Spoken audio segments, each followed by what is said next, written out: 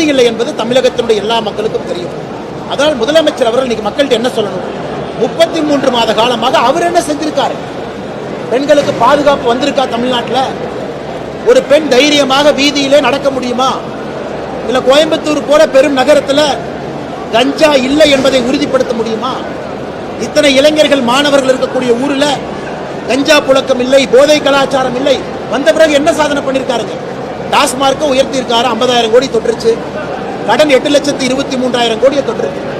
இது போன்ற மோசமான ஆட்சி இந்திய அரசியலை யாருமே நடத்தியது.